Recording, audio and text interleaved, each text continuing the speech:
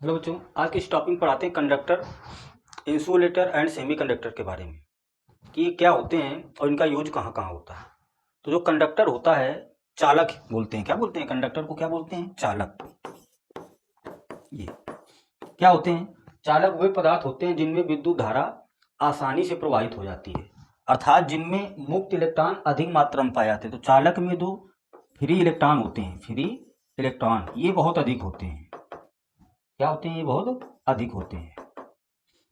और इसका जो रेजिस्टेंस होता है, प्रतिरोध, ये क्या होता है? बहुत कम होता है, कम।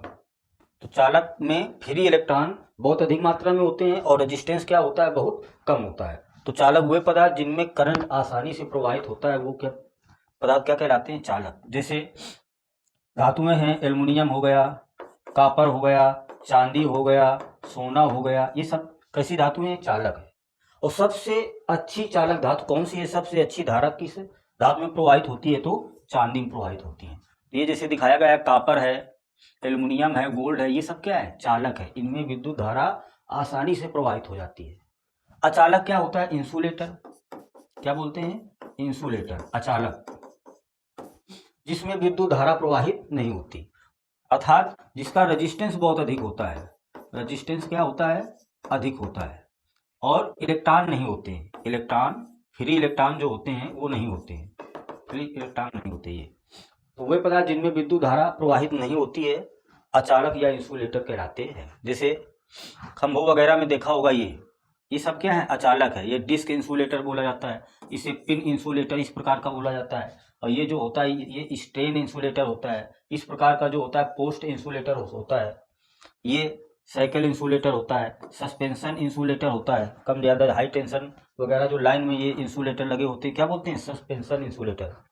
ये घरों में देखा होगा, स्टे इंसुलेटर ऐसे पकड़ के हम खींच, तो स्टे इंसुलेटर हो गया। ये क्या हो गया? ग्लास इंसुलेटर हो गया।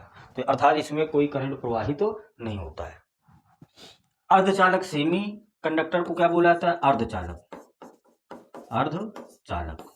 इसमें क्या होता है? इसमें इलेक्ट्रॉनों की संख्या, इलेक्ट्रॉनों की संख्या बराबर कोटरों की संख्या था, प्रोटॉनों की संख्या, कोटरों की संख्या, अर्थात माइनस बराबर प्लस, इसमें क्या होते हैं? बराबर होते हैं।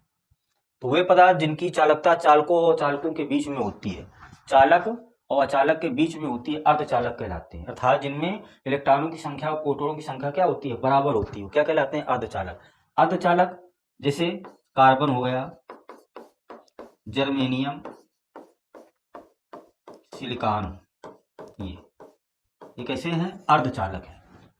सबसे इलेक्ट्रॉनिक में यूज जो होता है वो सिलिकॉन यूज होता है।